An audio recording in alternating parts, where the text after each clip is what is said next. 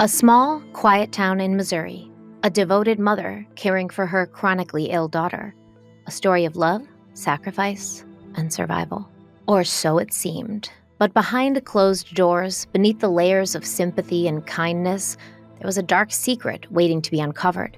For nearly 2 decades, Dee Dee Blanchard told the world that her daughter, Gypsy Rose, was dying. Leukemia, muscular dystrophy, seizures, vision, and hearing issues. The list of illnesses and medical concerns was endless. Gypsy, a seemingly happy little girl with a huge smile, was bound to a wheelchair, fed through a tube, and showered with the attention and support of everyone around her. But no one really knew the horrifying truth. It seemed that Gypsy was perfectly healthy. She could walk. She didn't need a wheelchair to get around, and it appeared that she was being kept a prisoner in her own body, in her own home, by her own mother. The story goes that years of abuse, manipulation, and lies built up until they all came crashing down in the most unthinkable way: murder. On the night of June 14th, 2015, Dee Dee Blanchard was found stabbed to death in her home, and the prime suspect? Dee Dee's innocent, smiling, and happy and allegedly disabled daughter, along with a man that Gypsy had been having a very adult relationship with. But nothing about this case is as it appears to be. This is the story of Gypsy Rose and Dee Dee Blanchard.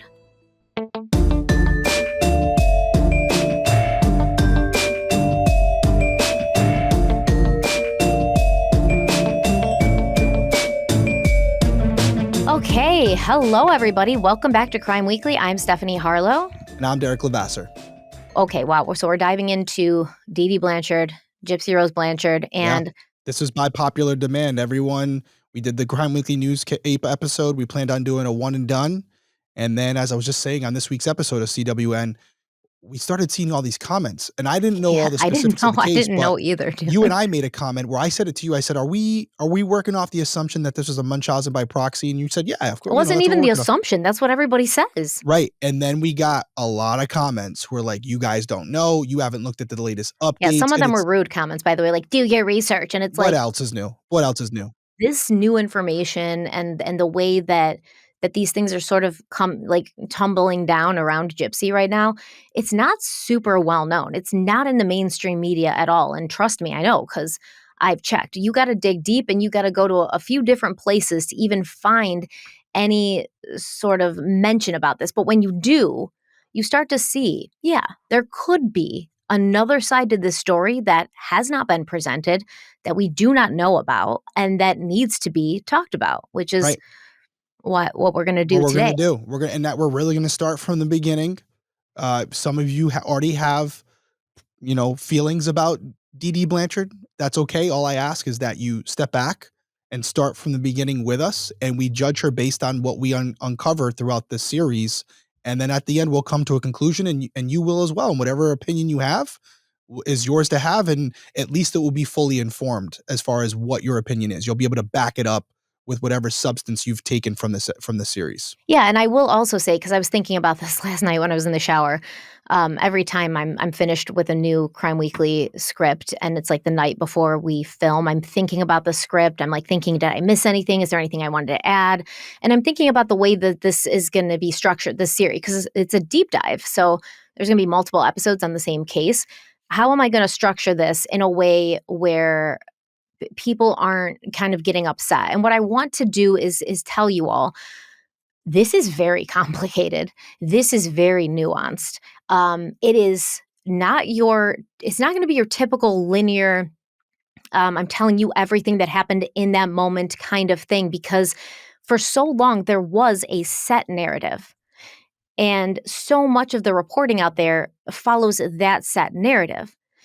But what I want you to do is keep an open mind. Don't get impatient. Okay. So if I don't say something and you're like, oh, that should be there, don't do it. Don't say anything. Just give it time and wait, because I'm going to have to structure this in a different way than other Crime Weekly episodes have been structured, based on the fact that, like I said, for the longest, we all were under one impression. And to be fair, that may still be the truth.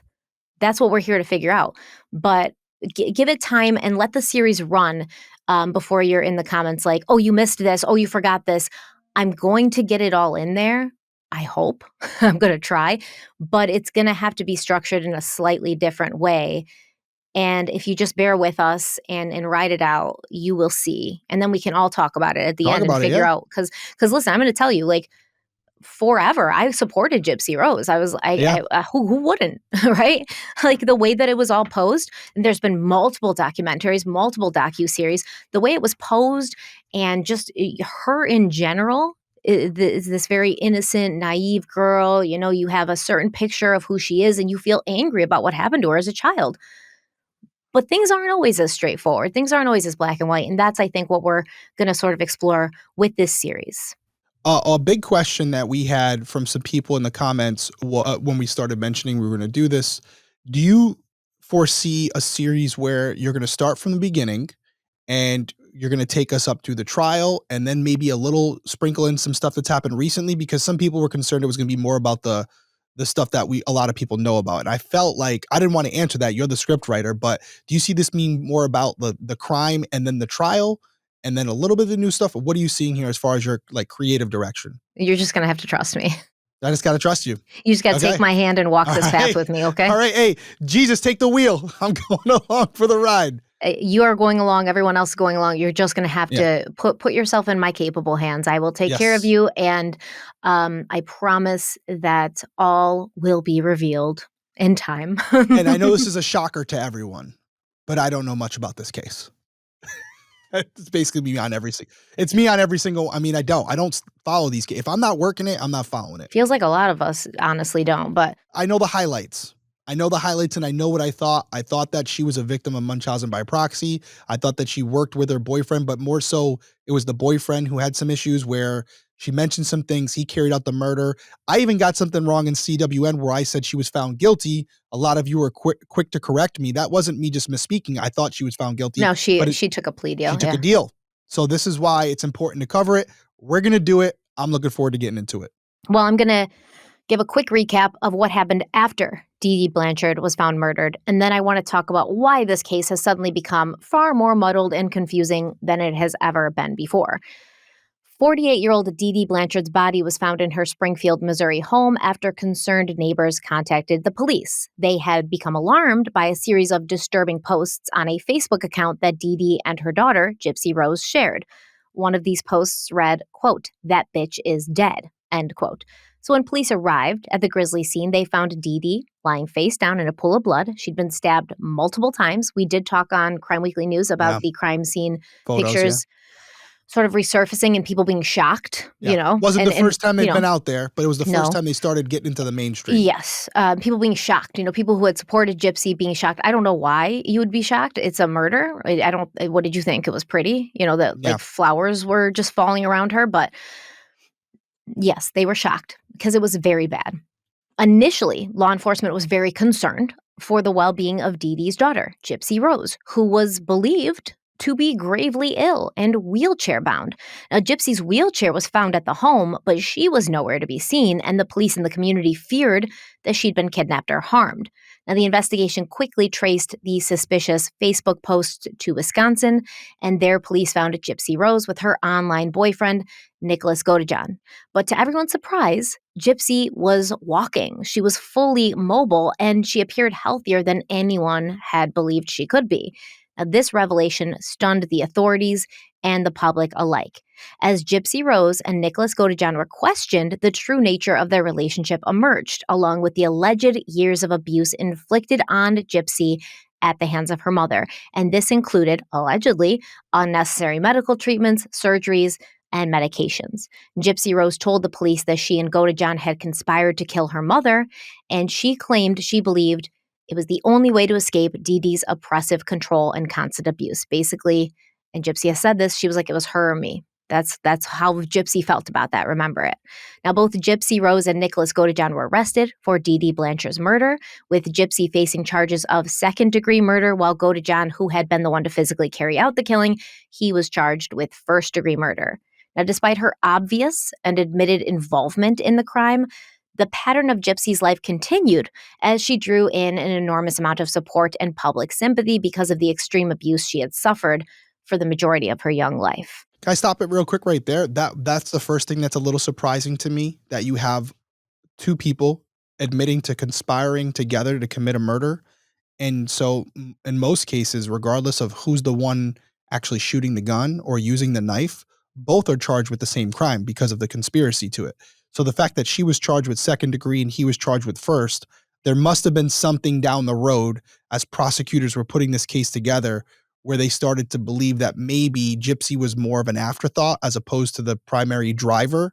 Because otherwise, they would have charged her with the same crime. It doesn't make sense to charge her with second degree and him with first degree. It's the comparison I always give you with the robbery, right? You have the driver who's there. If they can prove that the driver had an idea of what was going on, or even if he didn't have an idea, if the passenger gets out, shoots the clerk at the gas station, gets back in, and they take off, the driver is usually charged with first degree murder as well, not a lesser charge. Okay, what are in the case with Dan Markel, for instance?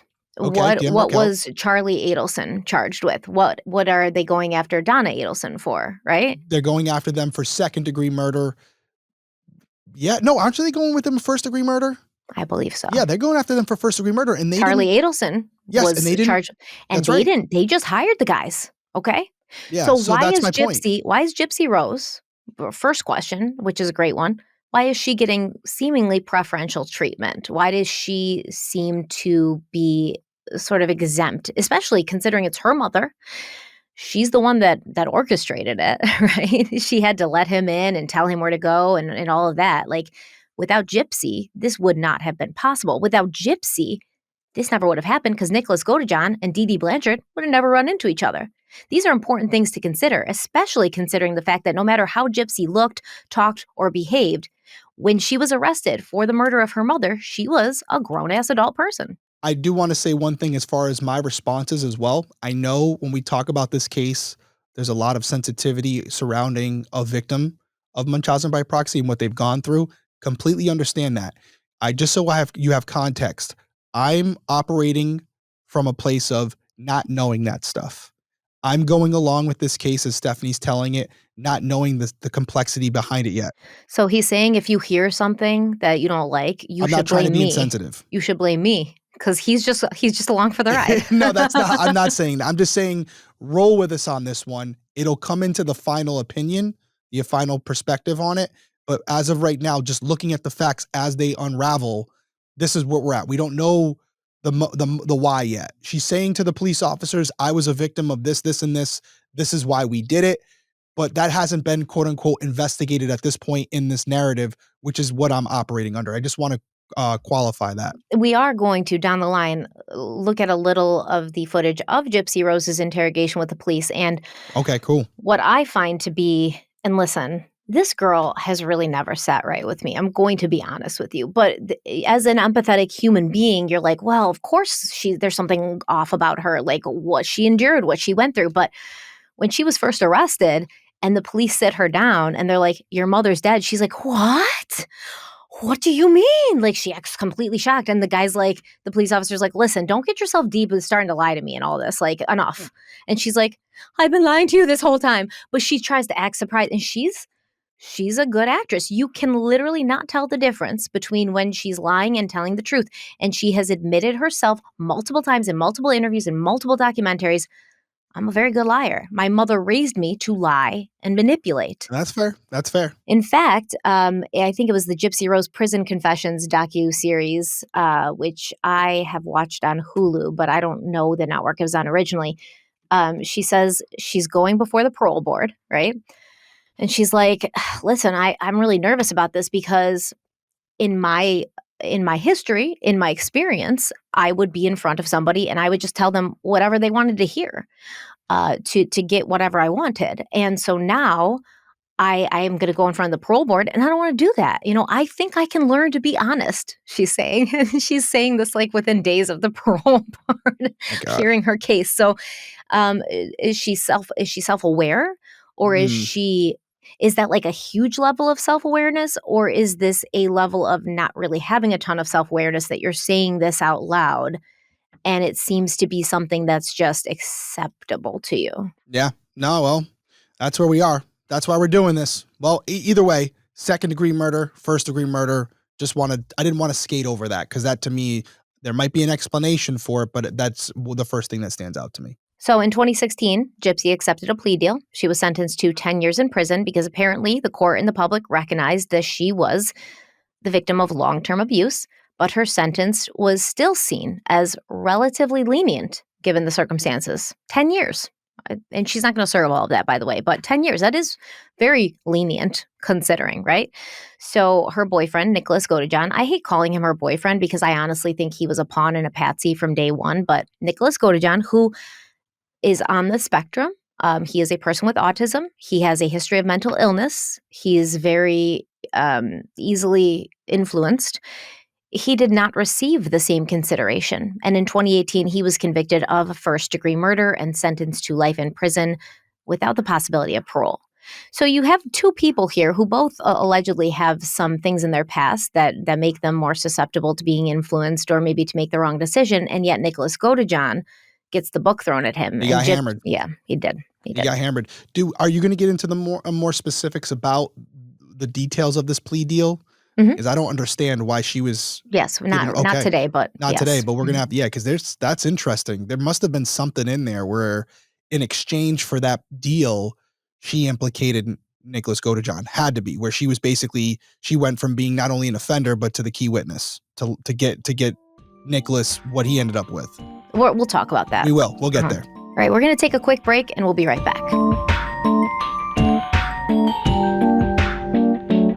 A lot of people think that summertime is a more hectic time with the kids because they're home from school. But I think that back to school time is the most hectic time because you're back on a schedule. You got to have sports and extracurriculars and parent-teacher conferences. You're driving all over the place. And then on top of that, on top of the kids' busy schedules, you've got my busy work schedule and my travel schedule. And I can hardly find time to go grocery shopping and cook. But when I do, I always end up wasting the food because I'm rarely home to eat it. And that's why Daily Harvest has been not just a lifesaver for simplifying my meal prep routine, but also it's helping me reduce food waste, which is a win for my wallet and the environment. And I've talked about this before. I hate food waste, something from my childhood. I just don't like to do it. So it really makes me feel better. And Daily Harvest is a game changer for me because they deliver delicious smoothies and meals, all built on organic fruits and vegetables right to my door.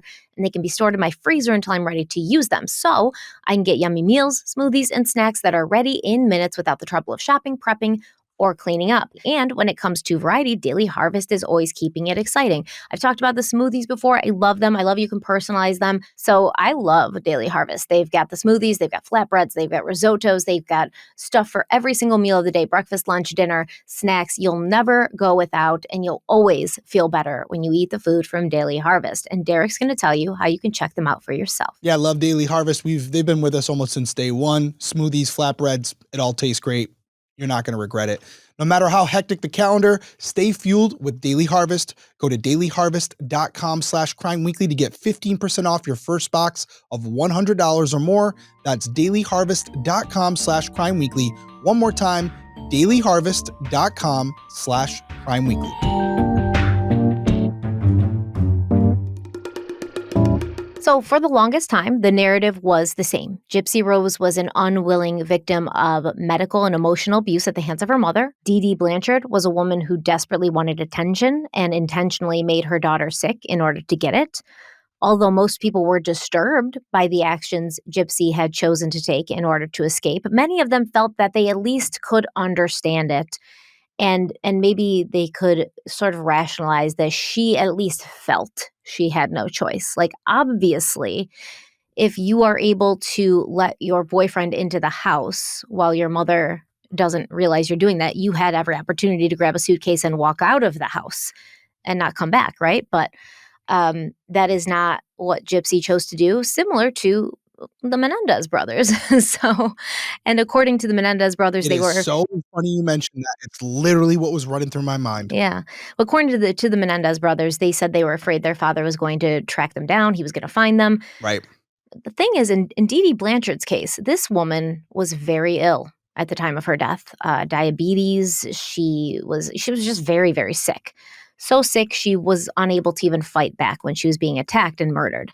So really, there wasn't I don't know. Maybe Gypsy thought that her mother was going to find her just because her mother had been such a huge, powerful, and sort of all-encompassing oppressive figure in her life. That's gonna be something we're gonna have to talk about. Yeah, 100%, 'cause that's gonna be a big factor in this for a lot of people. I agree, man. This is very complicated. It's Yeah, not easy. Like, I can tell you what my gut tells me. I can tell you where I feel uneasy and things like that, but I cannot tell you the truth. Nobody can tell you the truth about what happened and about why it happened and about what yeah, Gypsy was feeling when it happened, except for Gypsy. And by her own admission, she and the truth have a very tenuous relationship. yeah. We may never know the exact truth. I think it's very likely we will never know the exact truth. Only people who know is probably, at this point, Gypsy. It's Gypsy. That's it. So we got that basic narrative down, but in recent years, a new narrative has been building and emerging. That Gypsy Rose was not a victim, but a willing participant in her mother's game to convince everyone that she was terminally ill so that they could get all they could from the community around them, from people who would donate money, from organizations like the Make-A-Wish Foundation, who sent Dee Dee and Gypsy to Disney World in 2001, uh, celebrities, right? You've got Gypsy Rose going to a Miranda Lambert concert and then meeting Miranda Lambert and Blake Shelton after, and then Miranda Lambert's giving her money. Everyone was giving them money. They were getting houses built for them. They were going all over the place because they posed a very sympathetic duo, right? You've got a sick little girl, terminally ill, right? She's going to die. She's not living, past really her late teenage years, is what Dee Dee was saying. Not only that, but she's got to be in a wheelchair and she's got a feeding tube and she's got to go through all these horrible medical procedures. And of course, good hearted people around Gypsy and Dee Dee wanted to do all they could to make Gypsy's life as nice as possible while she was there. She had this childhood that was like stolen from her by all these illnesses. And at least they could do was let her go and dress up like a princess and go to Disney World. The least they could do is just make sure she had these experiences that a child would have before she died. Yeah, and I mean, I know a lot of you are gonna be saying at this point, and I agree with you, by the way, that a lot of these behaviors have to be taught by someone, and as children, who are you looking to for guidance? You're looking to your parents. So, I'm not sitting here, and Stephanie's not sitting here saying that, Gypsy is an equal offender in this situation because a lot of what she was doing was being taught by her mother. So if that's all you know and that's your role model that you're looking to for guidance, yeah, you're going to imitate them in a lot of ways, and I see it all the time as a police officer where during my career in my early 20s, I was arresting someone, let's say, Joe B, but then 10 years later, I had their son who's very young doing the same things. And there's no doubt that in many instances, that young person learned those behaviors from their dad. So it's unfortunate. It's sad as well, but it's there's no doubt that even if Gypsy Rose was a willing participant in all of this, it's probably due to the fact that what she was doing, she didn't understand the significance and how bad it was at the time because the person she trusted to guide her was telling her this was okay. And so I fully believe that's the case in what's going on here. I can roll with you on that. I'm not saying anything right now, right? Even me, like having done a good amount of research at this point, knowing we were doing this case, I still hesitate. And like I said, I know what my gut says and I know what like my instincts are screaming at me, but I still feel hesitant to I guess say, "Oh, Gypsy, you're lying about everything." The only problem is the only person who could refute what Gypsy is saying is no longer There's no alive yeah, there you because go. of Gypsy. That's right. And by the way, Dee Dee didn't teach her to murder people, as far as we know. No, she did That's not. next level. That's an evolution. And we're gonna get there. But as far as the scams, we'll call them, doing these things, there's no doubt in my mind that Dee Dee was telling her, this is what we need to do in order to get you this free and cool stuff. Doesn't that sound like a great idea? And obviously, a young kid, they're going to be like, sure, mom, that sounds awesome. Let's do it. Not realizing the significance of what they're doing. So I'm not putting that at the feet of Gypsy at all. That was on her mom to teach her the right ways and to do the right thing. And clearly she wasn't. Yeah, and I mean, either way you cut this, it's tragic. Yeah. I guess when we look at it and we're saying, okay, Was Gypsy taught improperly? Was she taught to lie and manipulate? Yes. Is that her fault? No. Agreed.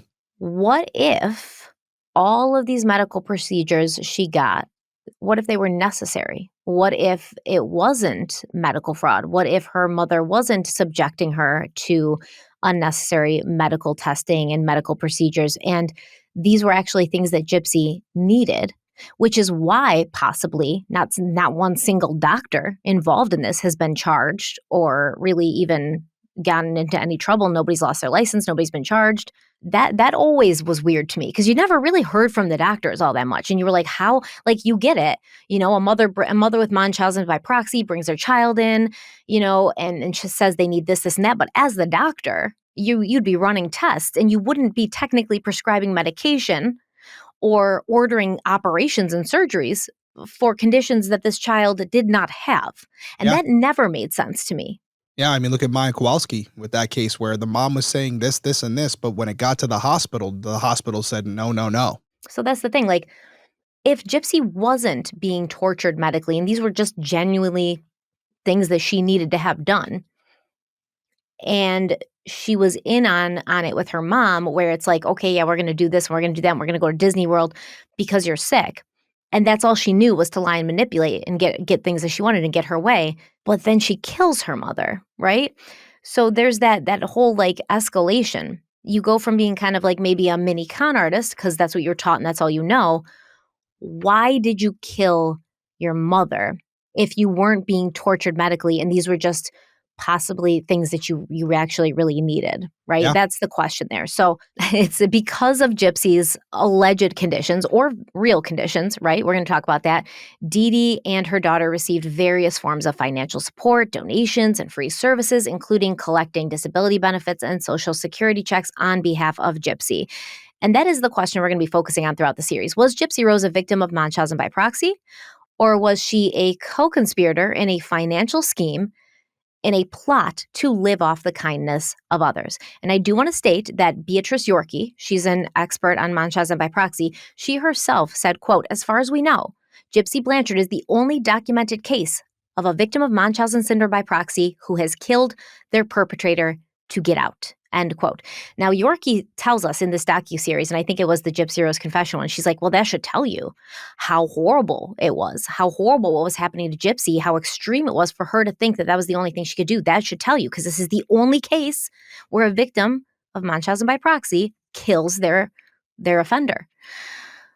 Is that what it tells us? Or does it maybe tell us that Munchausen by proxy wasn't actually happening? Like, is she the exception and not the rule? Or are we just looking at the wrong thing? Is there something else going on here? Yeah. Yeah. Yeah, that's a great question. So I'm going to say something that I often say on my own channel. In order to understand what happened at the end, we've got to go back to the beginning. Got to go back. Claudine Petra was born on May 3rd, 1967, and she was the youngest of the 6 children born to Claude Petra and Emma Gisclair in Chacobay, Louisiana.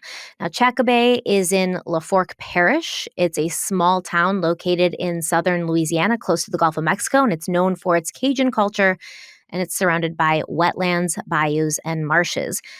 Now, it seemed from the start that Claudine, or Dee Dee, as we know her, was given special treatment that her other and older siblings had never received.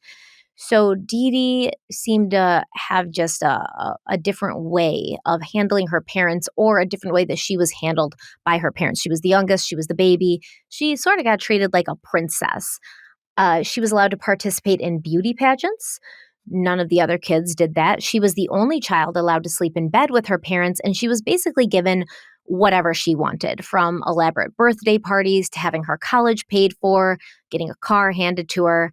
Apparently, and according to Dee Dee's mother, Emma, the baby of the family received this special treatment because she'd been sick from birth. She'd been born with a heart murmur, which often had Emma, who was Dee Dee's mother, keeping her home from school, bringing her to doctors, basically treating her as if she was made out of glass and she would break. Now, there is absolutely no evidence that Dee Dee Blanchard had a heart murmur at birth or that she was sick as a child. Just keep that in mind. Now, according to Fancy Maselli, who is the founder of the Good Wives Network and a content creator that spent time with Dee Dee's family and friends, Dee Dee lived on Easy Street during her childhood. And Fancy Maselli in a blog post says, quote, Emma ran a tight ship, and every Saturday was cleaning day. The girls even washed the walls each week. Claudia and Dorla, these are Dee Dee's sisters, say that they had to remove all their mom's knickknacks and clean the shelves, and if they didn't put them back exactly right, their mama would grab a bag of flour, come out and fling it all over the room and require them to start again. But not Dee Dee. She often lounged on the couch watching TV while her sisters had to do the housework. Dee Dee caused quite a bit of turmoil in the house growing up, and it seemed her sisters always had to pay the price, often having to go out and pick their own switches, and then their mom would make them kneel for hours and rub salt into the switch stripes. But oddly enough, they describe their childhood as good and happy and speak kindly about their mother and father, Claude, who was a shipboat captain and often not home. Now, Claude Petrie was said to have a wandering eye during his marriage, and we're going to talk about that a little bit more later on, but Claude would talk about how his wife Emma was trouble. He said he lost track of how many times she had to go to court for shoplifting, and it was alleged that she would steal other people's clothing from the laundromats, as well as steal thousands of dollars from her father-in-law, Claude's father. So Fancy Maselli goes on to say, quote, the stories about Dee Dee are not good. In fact, the entire time I sat and listened to tale after tale about Dee Dee, none of them were nice. Not one from anyone, end quote. And that is interesting. We're going to get a little deeper into that because, like I said, Fancy Maselli has spoken to Dee Dee's family members, nephews, siblings. She's spoken to her friends, her childhood friends. Fancy's really kind of been boots on the ground in Louisiana with this case. And she has definitely a good understanding, or a better understanding at least than we do, of the dynamic because she was there. She was part of it for a little while. So we're going to take a quick break and we'll be right back. Okay, so Liquid IV. We've talked about Liquid IV before. I drink Liquid IV every single day. In fact, here's my Stanley with a whole bunch of water, ice, and Liquid IV. The peach sugar-free is so good. It's so good. No sugar. It's got all the great vitamins and electrolytes that all the other Liquid IV has, but now they've combined their popular peach flavor with a highly requested blackberry to awaken your senses, keep you coming back for more. I have not tried it out yet, but I'm so excited because these are two of my favorite flavors. I can't wait. Liquid IV Hydration Multiplier Plus Energy delivers 100 milligrams of natural caffeine plus 3 times the electrolytes of leading sports drinks, so you can accomplish all the things you want and need to do. And that's what that peach and blackberry combo flavor has. But I mean, the regular Liquid IV, as you guys know, tons of B vitamins, tons of hydration. It's all good. And if I don't have it, I can tell. So we love Liquid IV. You know, I could talk about this for an hour, but you guys would hate me. So I'm going to throw it to Derek, and he's going to tell you how you can check them out for yourself. Yeah, and by the way, I've said it before. They also have Liquid IV for kids. So if you're looking for something for your children, Liquid IV also has you covered. So start a new fall ritual with Liquid IV. Get 20% off your first order of Liquid IV when you go to liquidiv.com and use our code CRIMEWEEKLY at checkout. That's CRIMEWEEKLY, all one word. That's 20% off your first order when you shop Better Hydration today using promo code CRIMEWEEKLY at liquidiv.com.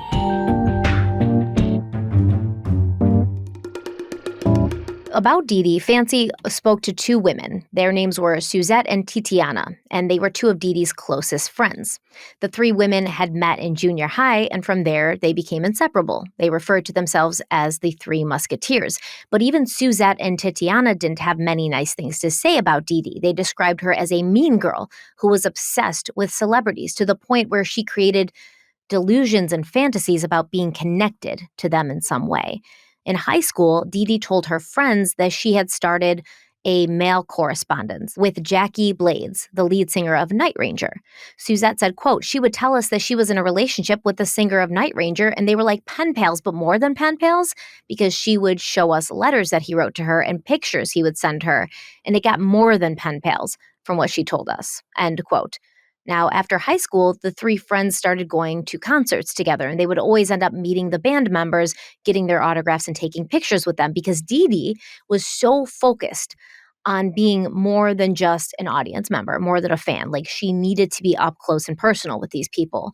And her friend Suzette said, quote, like, before we got into the concert, she would find out where they would come out at to go to their tour buses. So we knew which doors to go to wait for them to come out. So we'd hurry up to run out and be first in line.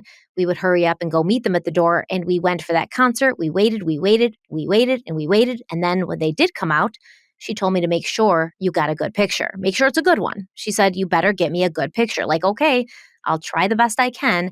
And when they came out, she grabbed him and she was like, hey, Jackie. And he's like, hey, how you doing? And they posed for a picture. And then he went on his merry way onto the bus. End of quote. Now, Dee Dee would actually take that picture and frame it and hang it on the wall next to her bed. But Suzette remembered like one day she was in Dee Dee's room and Dee Dee was like, oh yeah, that's my boyfriend, Jackie Blades. Like, we took that picture together. And she had this whole like elaborate story of when it happened. And Suzette was like, I took that picture. Yeah, I took that picture for you. Yeah, I was there. That's not what happened. Yeah. I guess like Dee Dee was like, oh, that was the most magical night after we took this picture. We spent the whole night together. And Suzette's like, yo, girl, I was with you. I took the picture and then we went home. So what are you talking about? What's your thought on that as someone who was young at some point, not anymore? I mean, keep in mind there. You missed my joke there. I got it. Is that like crazy red flag? Like, oh my God. What do you consider young? Oh, that's a great question. I got to be careful how I answer this one. What kind of age do you think this behavior would be acceptable at, and at what point? Yeah, so she wasn't a teenager. Yeah, as soon as you ask me her age, you're right. Yeah. Okay. Yeah, and like, okay, you're a compulsive liar. You lie so much that you forget what lies you're telling who, to the point where you forgot you asked this girl to take a picture. This picture that you're telling a story about. Yep. So you lie a lot. That's pretty obvious. That's fine. Nobody's saying that anybody involved in this is an angel. I really want to get that out there really clearly. Multiple people can be wrong here. None of these people are completely innocent or without fault, in my opinion. No, and you're right. And I think what's important about this is understanding how we got to where we are. And I think context matters, and it gives you a better understanding of the foundation behind the players, the characters involved. Everyone hears these names. Everyone's heard Dee Dee Blanchard before. But do you know who she is? Do you know her upbringing? Do you know how she got to this point where, and this goes for any case, how does a person get to the point where they are in allegedly, in some cases, maybe this one, maybe not this one, doing things to their child to make them sick in order to garner some type of sympathy or financial gain? How do we get there? It doesn't happen overnight. Yeah, that's not coming from a mentally healthy place, for sure. Yeah. Right. So that's understanding that, maybe these things that you're describing here were the start of something big, were the start of something where this type of person would later go on, if she's willing to do this, lie about the health of her own child in order to garner something that she desired. So I think it's important, and I think you said it best. In stories like this, you're most likely going to have multiple offenders, people who are guilty to a different degree. Nobody's an angel. Nobody's innocent. There are certain cases where that may be the case, but in many instances, there are multiple people involved who hold some weight to what has transpired. And I think that's a great point to make in a case like this. Yeah, and it's like, I think that we as humans want to simplify things and find the good guy and the bad guy in the story so we know who to support. It's not that simple. But at the end of the day, I mean, Gypsy really got a lot of support and has continued to get a lot of support, as we know. Yeah. Oh, yeah. I never got that because you're still responsible for your mother's death. So you are not innocent. There was a million different ways that you could have gone about this or gotten out of it or gotten help. But like you said, we've seen it with the Menendez brothers. Mm-hmm. We've seen it with the Menendez brothers, where they're in prison still. And that's the point, right? They're still in prison. They didn't get a sweet plea deal. Why? The difference being they pulled the trigger, but we have to ask ourselves, does it really matter? If the situation were different, where the Menendez brothers hired someone. Is that the only difference, though? I think that's the big difference when you think about the visual of that, them walking into that room. And I don't want to make this about them, but them walking into the room in the way that their parents were killed at their own hands. I think it has a more significant impact on the jury, and that's why you can go after something like that. But I think when you cloud the water and you dirty it up a little bit, you can create a separation between Gypsy and Nicholas Godejohn, where you can look at Nicholas Godejohn as a monster and Gypsy as this innocent party who just wanted to escape whatever she was going through. And even in those moments, still couldn't kill her mother herself. So I think I'm not saying that's the angle I believe it's going to go, but it's easier to paint that picture when she's not the one pulling the trigger or using the knife. But it is a great comparison with the Menendez brothers. And I think it's not the first time we'll probably mention them as we go throughout this case. So I'm just going to put something down. You pick it up or not. Okay. Just something I was thinking. Because there's other differences. There's similarities between Gypsy and Eric and Lyle. I think without a doubt, we can definitely say that Eric and Lyle were abused and molested in their childhood. There's photographic evidence of this. There's, we admit that they suffered from childhood. Yeah, they suffered from childhood trauma, as did allegedly Gypsy. The only difference is when you look at Eric and Lyle, you see in front of you two tall, broad-shouldered, strapping young men who look like adults. And they sound like adults. So inside, it doesn't matter if there's scared, traumatized children hiding in their brains still. They look like grown men. They look and sound like adults. When you look at Gypsy, she looks like a little girl. She talks and sounds like a little girl. Yeah, still. And I think that there is a disparity there, and I think that has something to do with their outcomes. I don't disagree with you. I think perception matters, especially in these trials. And maybe the prosecutors looked at Gypsy and said, if we put her on the stand, jury's not going to convict her. So maybe that's part of it. Maybe they wanted the deal just as much as she did. Well, so, right. But I think, weigh in the comments and let me know if you think that that's the case. And, obviously, there are disparities in how men and women are treated. And we do see that in the criminal justice system sometimes and that's why, you could say the prisons are filled with men because more men commit violent crimes. Absolutely true. The statistics show that that's true. But then when we have women who do commit violent crimes, they often get lighter sentences. Why is that? Chew on that one. All right. So Dee Dee and Jackie Blades from Knight Rider, they're a thing. But according to Dee Dee's friends, on the multiple occasions that they'd run into Jackie outside of concerts and things, it appeared that Jackie didn't even know who Dee Dee was. He was a married man. He appeared to be posing for a picture with a fan, not posing for a picture with a secret lover or girlfriend. And Suzette and Titiana, they were raised in a very sheltered environment, and by the time they were 14 or 15, they were still very innocent and naive young teens, but they claimed that Dee Dee introduced them to the concepts of manipulation and lying, similar to how Gypsy claims that Dee Dee did this. Dee Dee was known to get her own way, no matter what it took, even if it meant mountains of lies and doing horrible things to people who considered her a friend, even horrible things to her family. So one time, Dee Dee and her friends went to New Orleans to see Knight Rider, and the Three Musketeers had another friend named Heidi with them. Now, Dee Dee was able to find out what hotel the band was staying at. She booked a room at the same hotel. Dee Dee, Titiana, Suzette, and Heidi all wanted to go out that night, but Heidi had to check in with her grandmother first. And the grandmother basically was like, have fun at the concert, but I don't want you going out after. Just stay at the hotel. And, Heidi was like, I'm going to stay at the hotel. My grandma thinks it would be safer. And it felt as if Dee Dee was almost betrayed by this, that she felt Heidi was being disloyal by obeying her grandmother instead of following Dee Dee, like everyone else in the group did. So Dee Dee started trying to get rid of Heidi. And at first, she did this by trying to turn the rest of the girls against Heidi, trying to turn Heidi against the rest of the girls. She was telling Suzette and Titiana, like, oh, Heidi just doesn't want us to have fun. She's trying to, ruin our night because she knows we're not going to leave her here alone. And, isn't she awful? Now, Dee Dee also came up with a very cruel prank that they would play on Heidi because Heidi had a crush on one of Titiana's brother's friends. And the girls convinced Heidi that this boy was going to pick her up for a date. And then the girls hid in the bushes near Heidi's house so they could watch her stand outside waiting for this date to pick her up, knowing he was never coming. And Heidi's parents actually caught the Three Musketeers giggling in the bushes. They put two and two together, and Heidi never forgave any of them for it. So this is just some examples of how Dee Dee Blanchard's going to get what she wants and stay kind of like the alpha dog, the main person, the main character, no matter what. So back in the 1980s, LaForgue Parish fell victim to the satanic panic that was sweeping the nation. And Louisiana, being in the Bible Belt, being a very, heavily Christian area, they were not going to be exempt from that. So there's a news story that talked about, sort of, they thought that there was animal and human sacrifices being made, that there was groups of cultists or occultists performing rituals, and animals were turning up dead all over. And the police were basically like, hey, chill out, everyone.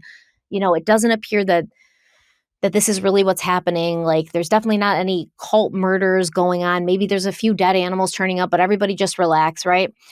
Nothing to worry about. Don't not send your kids to school. Just everybody calm down. And the news story also talked about a forum on cults and satanic workshop that was being held at the Golden Meadow Middle School. And apparently, Dee Dee and her mother, Emma, sort of arranged for this sort of symposium about cults and satanic activity to happen. And according to Tatiana and Suzette, Dee Dee really leaned into this. And she started telling them, all this crazy stuff. She was like, oh, animals are going missing from my neighborhood. Like every day, more animals are going missing. And then she told them that she had, been seeing people dressed in white gowns walking around in a circle performing rituals. And the cops and the mayor were all in on this satanic cult. And that's why they were telling everybody to calm down and relax, nothing to see here. She basically got everybody whipped into a frenzy. And the story actually goes is that Dee Dee herself seemed to be very interested in the darker side of things. She had books about cults and witchcraft, and reportedly she would even cast her own spells and perform her own rituals. Now, we're going to talk more about this as the series goes on, but many people have made these claims, including Gypsy Rose herself. For example, when the Three Musketeers were already grown women, they were like in their 20s, Dee Dee convinced them to perform a blood ritual by cutting their fingers and then putting their blood together so they would be blood sisters, which I guess, once again, if you were to ask me like, oh, well, would you have done something like this when you were young? Yeah, I would Yeah. have, like Yeah. 13, 14, at a sleepover. You're kind of silly. It's fun. In your 20s? Yeah, that's pushing it. That's pushing it. I agree. I think age matters here because there are things that, like you said, younger minded people may do. We're all stupid when we were young. You start getting into your 20s, you're still not completely there, but I don't think most people were participating in these type of activities. Unless you're part of a frat or a sorority house, then maybe. I don't know. I wasn't. Or you're Dee Dee Blanchard's friend. So Yeah. Bobby Petrie, which is Dee Dee's nephew, her favorite nephew apparently, he would also tell a story. And the story went something like this. So apparently one of his aunts, not Dee Dee, but a different aunt, had been pregnant and she lost the baby. And so Dee Dee came over with a bowl and she told everyone, in this bowl is the miscarried fetus. And then Bobby said that Dee Dee was holding like a sack of oranges over the bowl and she was holding it like the sack of oranges was a baby. And then she was talking to the oranges like they were a baby. And then all of a sudden, she reportedly held the bag of oranges up and squeezed them so their juices ran into the bowl as she chanted and walked in circles. I'm not sure what the purpose of it was. Yeah, it's where are we going with it? Where are we going with it? And it could be innocent where it's just something she's following, but I don't know. I don't know what to make of it. I gotta know more about it. So now we're kind of moving on. Dee Dee goes to college. She gets her degree. She becomes a nurse's aide. And, she's still living in Louisiana, in LaFork Parish, and she's doing her thing. But then one Friday night at a bowling alley, Dee Dee met 17-year-old Rod Blanchard. And Rod was there at the bowling alley to see a band. Now, remembering this night, Rod Blanchard said, quote, "She stood out from the crowd. I was as wild as a weed, She's a little older than me, but I got a phone number and started dating," end quote. So when Rod says Dee Dee was a little older than him, he means that, like I said, he was 17 and still in high school, and Dee Dee was 24. So they started dating. 3 months later, Dee Dee told Rod, "Surprise, you're going to be a father. I'm pregnant." And obviously, given the time and the place, Rod was like, well, I better make an honest woman out of you and marry you. And Rod Blanchard and Dee Dee were married on December 27th, 1990. And then 7 months later, little Gypsy Rose was born. But even before she was born, Rod woke up on the morning of his 18th birthday, and he says he basically had a revelation. Like, how did I get here? How is this my life? What the hell's going on? This isn't what I wanted. I don't even really like this person that I'm all of a sudden married to. About Dee Dee, Rod Blanchard said, quote, "She was the perfect Southern wife. A really nice girl, very polite, very generous, but I just never developed that special place in my heart for her. We were married only 3 months. I promised her I would always do everything I could to take care of her and the child, to do what I can for them financially and mentally, but I just couldn't. I couldn't stay." End quote. Now, it gets a little complicated because when Rod met Dee Dee, he also had a close friend named Christy, and he'd known Christy for years.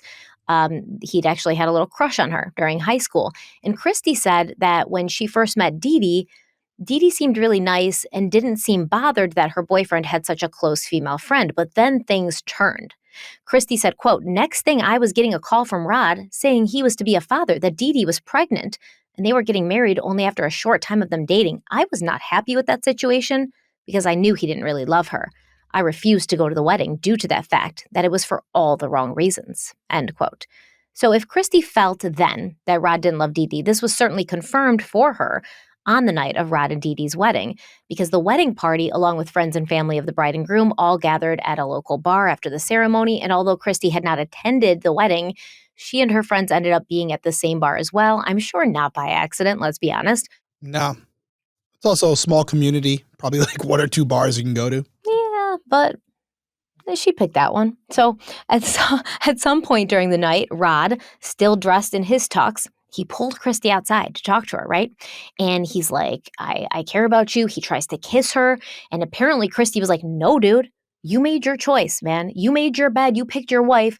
Now you go in there and you live with it." And at that time, Rod was like, "But I don't love Dee Dee." And Christy was like, "I don't care if you love her or not. You just married her, you dumbass. And I'm not taking part in whatever this weird thing is that you're expecting from me." So some people believe that Dee Dee Blanchard intentionally got pregnant in order to trap Rod, to make sure he couldn't leave her, because she too sensed, he's not into me. He's not as into me as I am into him, and he's going to leave me eventually if I don't, find some reason to make him stay. Yeah. Now, allegedly, Rod's mother, who worked at the local library, met Dee Dee long before she knew that Dee Dee was her son's girlfriend, because Rod seemed to kind of hide Dee Dee a little bit. But Dee Dee came into the library one day looking to check out some books about pregnancy. And Rod's mother struck up a conversation while she was checking her out, like, "Oh, are you pregnant? Like, when do you do?" And Dee Dee was like, No. I'm looking into these books for a friend." But then months later, Rod announces his girlfriend's pregnant and introduces his mother to his future wife, the future mother of his child. And then the mom knew then in her gut that Dee Dee had purposely gotten pregnant, knowing that Rod would do the right thing and propose, because Dee Dee was looking up these pregnancy books and checking them out long before she was pregnant. So interesting. Now, the ending of her short-lived marriage, it seemed to take a real toll on Dee Dee.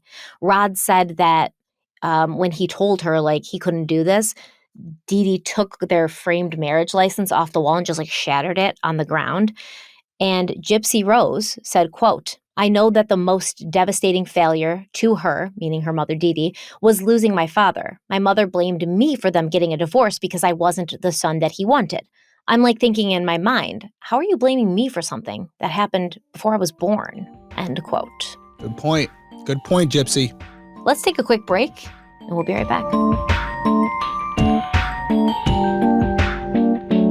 Have you ever felt a sense of unease when you leave your home, wondering if everything will be safe while you're away, or if everyone will be safe when you're away? I know I have. And I know that my family and myself, we deserve the best. I want to keep them as safe as possible, as safe as is in my control to keep them. So after some extensive research, I found SimpliSafe. We've loved having SimpliSafe protect our home, and the security and service have exceeded all expectations. So SimpliSafe has a ton of equipment. They've got the regular panel, so you can control everything. They've got panic buttons. And with Fast Protect monitoring and live guard protection, SimpliSafe agents connect within 5 seconds of receiving your alarm, and they can even see and speak to intruders and stop them in their tracks. You're never going to be locked into a long-term contract with SimpliSafe, so you can cancel anytime, and pricing is incredibly transparent and affordable at less than $1 a day with no hidden fees ever. So Derek's going to tell you how to check SimpliSafe out for yourself. Here at Crime Weekly, we think that having home security systems are incredibly important, and SimpliSafe is the best. It's not just about having a camera system, it's having a reliable camera system, and SimpliSafe provides that reliability. So we strongly recommend them. Protect your home with 50% off a new SimpliSafe system, plus a free indoor security camera when you sign up for Fast Protect monitoring. Just visit simplisafe.com/crimeweekly. That's simplisafe.com/crimeweekly There's no safe like SimpliSafe.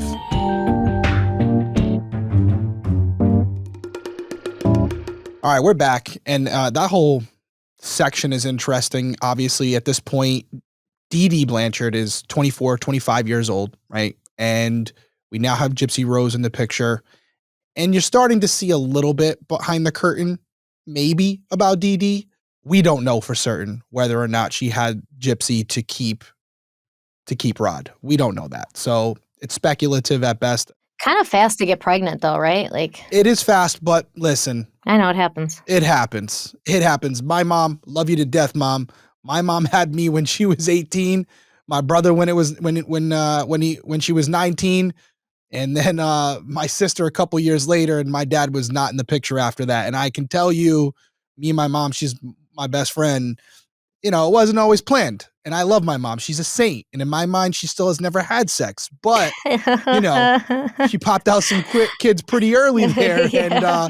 And, being 40 now, I look back at it and I'm like, Mom, damn. But quick succession, man. shit can happen. Yeah. Shit can happen. And my mom's a saint. So, it's one of those things where I say this because my mom doesn't listen to these episodes. Why? Mama Lavasser, man? Well, I'm offended now. But so it's one of those things where you can take it with a grain of salt, maybe not. But I think what you said at the end there before the break is more important, where if there is some type of world where as this thing is ending, instead of taking, I wouldn't even say the blame on herself, but if you have a situation where Dee Dee is not looking at it for what it is, where maybe Rod and herself are not compatible. Maybe it's just not meant to be. And they kind of were pushed together because of this unexpected pregnancy. They got married too fast without learning who each other really were as people. And that might have been the reason why it didn't work out. But if she's leaving the situation saying, this is because of you. And when I say you, I mean Gypsy, looking at her saying, if you were a boy, he would have wanted to stay. This is your fault. Allegedly. If that was her mindset, it does kind of set up a foundation for where this story goes, according to Gypsy Rose. Maybe this is how she justifies what transpires with Gypsy over the next few years. So it's an interesting question brought up by Gypsy. How can you blame me for something that I wasn't even born for when this all started going to shit? But I do think it was an interesting question to pose. How is this my fault? And regardless of whether Dee Dee has a justified reason for it, spoiler alert, she doesn't. In her mind, if it's justified, it may also justify her actions and behaviors down the road. That's why I bring it up. Mm-hmm. Yeah, absolutely. And it might show some resentment, which absolutely, yes. When you ask the question, like, how could you do this to your child? Yeah, well, there you go. That's how. Right. If you resent them, if you think you lost, the love of your life. Yeah, if you're blaming them, yeah, you want to punish them. You're like, man, I got pregnant with you to keep him, and I ended up losing him because of you. Like, what are the odds? Yeah. Well, Gypsy Rose Blanchard. She was born on July 27th, 1991 in Golden Meadow, Louisiana, and reportedly, she was a cute and completely healthy baby, and Rod said that as soon as he saw her, he knew she was his because Gypsy looked just like him. But at just 3 months old, Gypsy was diagnosed with sleep apnea after her mother brought her to the doctor because she would stop breathing at night. And it also appears that Gypsy was born with something called strabismus in her right eye.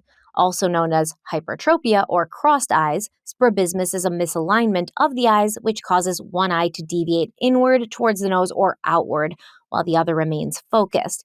Now, according to Dr. Robert Steele, and we're going to talk about him more, okay? And that's what I'm saying. Like, it's very hard to chronologically organize this, but Dr. Robert Steele would not become Gypsy's pediatrician until she was 15 years old. And we're talking about right now, she's about 3 months old. But later, he would say that this condition, the strabismus, can sometimes cause blindness. And Dr. Steele believes that it may have been this diagnosis, this early diagnosis, that could have been Dee Dee Blanchard's trigger for her Munchausen-by-proxy. Dr. Steele said, quote, when you look at Munchausen-by-proxy, you often see that there was an encounter to address a real need with the child. But in doing so, Dee Dee gained attention from having a child that could go blind. This could have been the start of Dee Dee's Munchausen-by-proxy. End quote. And this raises an interesting question as well, right? Because let's say that Dee Dee wasn't making Gypsy sick. Let's say that Gypsy legitimately was sick and had many of these medical conditions that her mother claimed she did. Technically, Dee Dee could still get off on the attention and sympathy she received from having a sick child without having to make her sick because she was already sick, right? You know what I mean? Yeah. No, I think what the doctor said there, it's a situation. Let's just look at it for what it is. She unexpectedly had her husband leave her. She's alone. She's a single mother, and she's feeling maybe a little hopeless. And then her daughter's diagnosed with this illness, and everyone's catering to her. How can we help you? What can You're we a single do? you're a single mother. You can't Yep. do this alone. Yeah, exactly. Yeah, maybe not just the medical staff, but also people in her life, friends, family, whatever, because there's a level of sympathy for her. And so she's seeing that, and she's enjoying it. She likes having people gravitate toward her regardless of the reasoning behind it. And yeah, I could see how you could make an argument that that feeling of being catered to was something that she yearned for more of, and she realized how she could get it. We don't even have to say being catered to, because that sounds kind of like selfish. I mean, just in general, just the feeling of being supported by other people and having people care about you, that can be very intoxicating to someone who maybe has abandonment issues or maybe hasn't felt that anybody's genuinely liked them before, right? Because Dee Maybe. Dee, I would still Dee's- classify that as selfish though, because if I you're know. if you're seeing it, if people are coming to you to try to help you because of an ailment your child has, and you're looking at it for how it's benefiting you, that is selfish, my friend. Well, some people say there is no altruistic action because even when you do something just to help someone else, you're still doing it to make yourself feel good, or you Oh. still do feel good. Therefore, there is a benefit to you. I think it's more complicated than that. I think that Dee Dee was a difficult person to deal with, and she could probably tell that even her own friends were like, this bitch is crazy at times. You know what I mean? And she couldn't help who she was, and she couldn't help that she was so extra and that she was a compulsive liar. And, maybe she was raised that way too. Some people believe that Dee Dee's mother, Emma, had Munchhausen-by-proxy as well, and said that Dee Dee was sick and had a heart murmur and had to be treated differently than the other kids. And so maybe this kind of just like trickled down affected. But I don't know. It's sad, when you have to manipulate people to get them to stay with you. And I think if you do that enough throughout your life, you start to feel like that's the only way. Becomes a norm. Yeah. You don't know any other way. You don't know how to genuinely connect to people. That is how you connect with people. Yeah, absolutely. The same way you may look at, I've always gone to family dinner with my family on Sundays. Some other people may look at it like, hey, us lying about ailments and exaggerating tragedy in order to garner That's our family attention. tradition. Yeah. That's kind of what? That's our family tradition. Yeah, Right? that's what we do. Yeah, We go to family get-togethers and we brag about. We try to see who has the worst ailment. we one up each other. I've got gout. Well, Yeah. I've got I lost a cancer. leg. Yeah, exactly. I had gout once. How cute. So I remember exactly. that. I remember those days. I remember those days, those innocent days. But exactly. And I know people like this, and I'm sure you do too. So Yeah, no, there's definitely the one-uppers of the groups. the one-uppers where it's in a position where it's like, I don't know why you would want to be the best in class here. It's a very negative situation. Now, there are definitely stories where you're like, oh, I was in a shark tank one time and the shark came close to me. I was diving with sharks and like, yeah, I got bit by one. No. Or if you're like, I had a bad childhood, my mom was never home. Well, my mom beat me. Yeah, yeah. Well, my mom also beat me and she starved me. Well, my mom locked me in a closet. And it's like, why are we competing for who had a worse childhood? Terrible.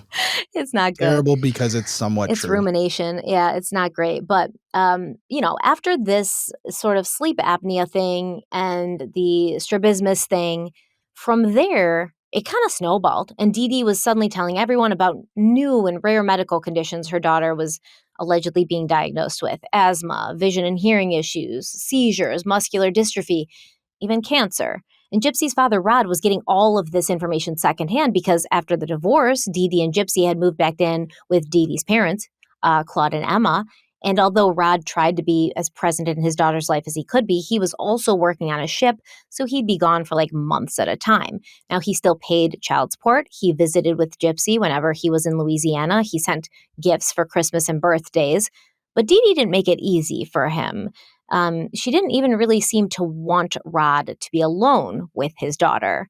And this whole situation didn't get better when 6 months after Gypsy was born, Rod remarried, and the person he had chosen for his new wife was his old friend and crush, Christy. Oh, that's tough. That's tough. That's gonna definitely add salt to the wound. You just said something quick, and I didn't want to cut you mid-sentence. When you say that Rod tried to be in Gypsy's life, and yet Dee Dee didn't really want it, I know we're still early in this, but it could that be for different reasons? Could that be one because it was out of spite? Hey, listen, you broke my heart. I'm not gonna let you see your daughter. Or like you had the chance to be a father and you chose someone else instead, so now you are only going to have a relationship with our daughter on my terms. Yeah, and that's the simple explanation, and that's a story as old as time. We've heard that a million different ways. But there's also a side here where if Dee Dee's out there stating that Gypsy has all these medical complications, is there a situation here where she doesn't want Gypsy to be in the care of others who may dispute what she's saying? Where Rod could have Gypsy for a few days and go, she's perfectly fine. She's playing on the swing. She's doing all this. She's running up and down the street. What asthma are you talking about? So I wonder if that's part of the equation here. I don't know. It's just a question I'm asking myself at this point. Could be both. It could also be both. Yes. I mean, some of the reason, if Dee Dee did have Munchhausen-by-proxy, some of the reason she could have developed that and used it was to make Rod feel guilty and to make herself look like this, monumental, heroic single parent while Rod's out there starting a new family and a new life with someone else. And listen, I'm not going to sit here. And once again, no one in this story is an angel, and that includes Rod. He could have tried harder. Fair. Right? He could have tried harder. Your wife saying, your ex-wife is saying, she's got this, she's got that, she's got this. And Rod himself was even like, I mean, she seemed fine to me, but who was I to question, Dee Dee? You're her father. That's who you are. But it is true. There's some truth to it that Rod was never in love with Dee Dee and maybe felt like this whole thing was a mistake, including having Gypsy. And now he marries the person he really wanted to marry, and they start having kids, and that's his real family now. Yeah, I wonder how long after the separation he got married to Christy. 6 months after Gypsy was born. Whoa. Yeah, so we know. I'm sorry, Rod. Got to call it out. You did something with Dee Dee that maybe you regretted. Either way, whatever her intentions were, you participated. It takes two to make that happen. And not only that, but after you got divorced and you moved on with your life, did you try as hard as you could have, or did you try just enough to kind of take away your own guilt of being an absent parent? My opinion, he was out the door already, which is why on the wedding night, he was already talking to Christy, already confessing his love to her, trying to kiss her. He had an exit strategy from the get-go, and I don't know why he would marry her, but I wonder if he was thinking, like, I'll just be married to Dee Dee, but I'll have, like, Christy on the side. And then Christy was like, nope. No, that ain't happening. Yeah. No, either way, I think you said it best. Nobody's innocent here. I think Rod definitely made some mistakes and contributed to all of this in some sort of way. I'm not blaming him for anything that happened to Dee Dee in the end, but no, or Gypsy. But what I'm saying is we also have to keep in mind he was 18 years old when That's Gypsy fair. was born. So hey, but if you're old enough to, I agree. listen. But also we have to understand, like, if we're gonna say like, Dee Dee lying about being, having a boyfriend in a band and doing, blood rituals, and she's young and maybe we can see how that might happen. We have to understand that, like, Rod didn't know which way was up at that point. No. And he was lived definitely immature for his age and compounding mistakes. but also under the pressure to do what's right. You even heard him say it. He's like, well, she was a good Southern wife. That tells me something. It tells me that this is the culture. Like, you get someone pregnant, you get married. That's why I feel like shotgun wedding is a Southern term, honestly, because it's like very religious. It's in the Bible Belt. You're not getting a woman pregnant out of wedlock. Absolutely not. You're marrying that woman. I don't care what you think about her and what you feel about her. And as a young man being raised that way, he's going to think this is the only option. Yeah, his parents might have threw that at him too and said, guess what? Now you're going to go all the way with this. Yeah, his mom was like, I know she trapped you, but I don't care. I don't give it. Yeah. You participated, right? It didn't happen through a handshake. Now you're going to marry her. But not only did Christy, Rod's new wife, and Rod and Dee Dee have a history, but Christy also worked at the same hospital where Dee Dee worked as a nurse's aide. So they were like coworkers. And additionally, When things had crumbled between Dee Dee and Rod Blanchard, she'd gone home and she told her family that Rod was a piece of shit, basically. He was abusive. He didn't pay child support. He'd abandoned his wife and daughter to start a new life with a new family. And some of that was true. Like, he did technically abandon his wife and daughter to start a new life and a new family. That is fair. But there's no evidence that he was abusive, and he wasn't a drug addict. And I guess that, he was paying child support. He was definitely paying child support still.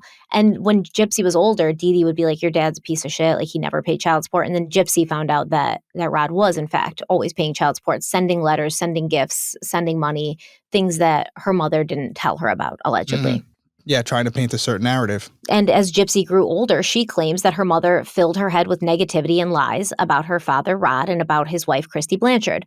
Gypsy Rose said, quote, my mother told me all about the real Rod, like how this one time he came home drunk to me crying as an infant, and he supposedly lifted me by the neck and said, shut her up or I will, how he wished for a baby boy instead. She told me once that if I'd come out a boy, my dad would have stayed. I heard all the time, of course, how my dad left my mother for another woman, her coworker, Christy, at the hospital. My mother had told me my father never sent money, he had started a new family that he was probably abusing, and he didn't come see me in the hospital when she supposedly called him relentlessly to tell him I was in the hospital, end quote. Now, of course, Dee Dee couldn't cut Rod and Christy out altogether, and she still had to let them spend time with Gypsy, at least for a while, but she was a constant presence. Rod said, quote, all the visits, Dee Dee had to be there the whole time. Something never felt right about it. Dee Dee was so controlling, end quote. And Christy Blanchard, commenting on the relationship dynamics between Gypsy Rose and her mother, said, quote, they were inseparable. They did everything together. Dee Dee and I talked about it on several occasions, that if something ever happened to her, she would hope they would both go out at the same time because one couldn't live without the other, end quote. Well, Wow. That's a very unhealthy level of codependency if I ever heard one. And also another situation where Rod is visiting with Gypsy and yet Dee Dee has to be present, still, kind of maintaining control of the narrative, as far as if someone questions in person, like, oh, she seems like she's doing better, she can dispute that. She can come back and say something. Now, that may be an angle.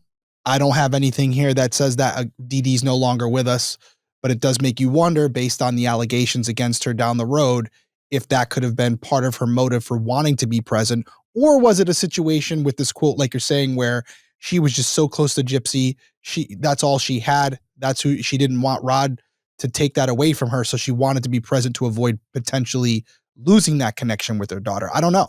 Well, both things can be true. They can. Right? They can. Yeah. And also there are reports and allegations that Dee Dee and Gypsy sort of had these nonverbal cues with each other. So when they were in the presence of other people, so for instance, Dee Dee would bring Gypsy in for like an eye exam or a hearing exam. And typically they won't allow the parent to be present in the room with you while that's happening. But because of Gypsy's all of these disabilities and medical issues she had, Dee Dee explained to the doctors, she's scared, she needs me. And she would sit next to her and hold her hand and squeeze it when she wanted her to like indicate that she'd heard a sound, so that she could test, so that Gypsy could test to be hearing impaired on these exams and things, even though she technically wasn't, because Dee Dee was sort of running the show and giving her cues.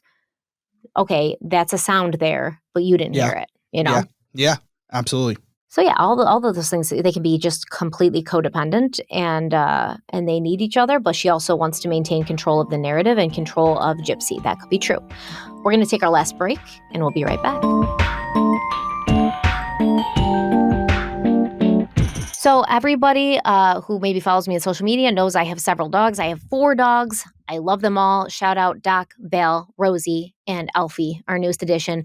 And I really am focused on keeping them as healthy and young for as long as I can, because I want them with me for a long time. And that is why I serve them Sundays, because Sundays is healthy dog food that's very easy to store and serve. Most foods are one or the other, but Sundays is both. Sundays is fresh dog food made from a short list of human-grade ingredients, and it was co-founded by Dr. Tori Waxman, a practicing veterinarian who tests and formulates every version of each recipe. Sundays contains 90% meat, 10% superfoods, and 0% synthetic nutrients, or artificial ingredients. And dog parents really report noticeable health improvements in their pups, including softer fur, fresher breath, better poops, and more energy after switching to Sundays. Sundays dog food not only does it taste great, because I know it does, the dogs love it, but it's easy to store, it's easy to serve, and it's good for them. There's literally nothing that you have to lose. Try it out for yourself. Derek's going to tell you how. Yeah, I think the big benefit is the travel. You know, when you have soft food that's fresh, it needs to be refrigerated or kept cool.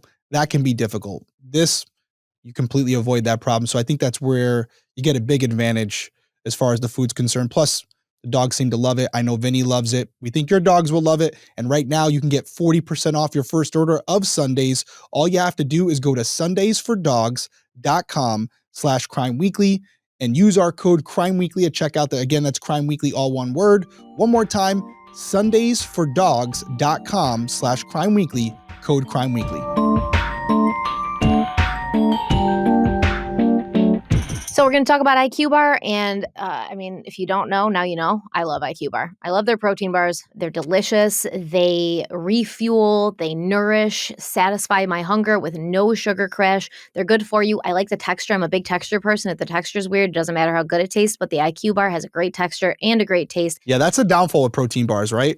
They give you what you want, but they taste horrible. The texture's horrible. IQ Bar, I was expecting the same thing. Not the case. They taste great. But right now, fall has never tasted this good because they have their limited edition pumpkin spice flavors that are back in action. You should get them now before they're gone while supplies last. I think that if you're going to start with IQ Bar or you haven't had it before, the Ultimate Sampler Pack is the best way to try all the IQ Bar products and flavors. So you're going to get 7 IQ Bars, 4 IQ Mix Sticks, 4 IQ Joe Sticks, and all IQ Bar products are entirely free from gluten, dairy, soy, GMOs, artificial sweeteners. And I think everything that IQ Bar is great, and you should tell them how they can check them out for themselves. Yeah, almond butter chip is still my number one.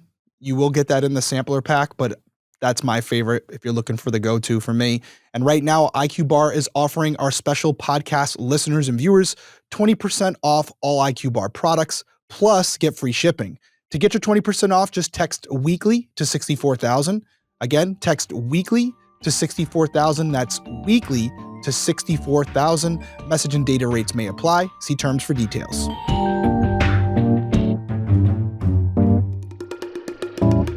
All right, so Dee Dee and Rod get divorced. Gypsy's born.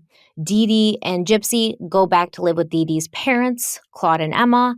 And apparently, Gypsy was sent to school briefly, like kind of a preschool kindergarten thing when she was very young, but she never even finished a full school year because Dee Dee decided to pull her daughter out of school. She said she was concerned that they weren't going to give Gypsy her medication correctly, and the choice was made for Gypsy to be homeschooled. But according to many members of Dee Dee's own family, there was really no schooling happening. Dee Dee basically just stopped sending Gypsy Rose to school, and the young girl was allowed to do whatever she wanted during the day, and many of her days were spent hanging out and playing with her grandfather, Claude.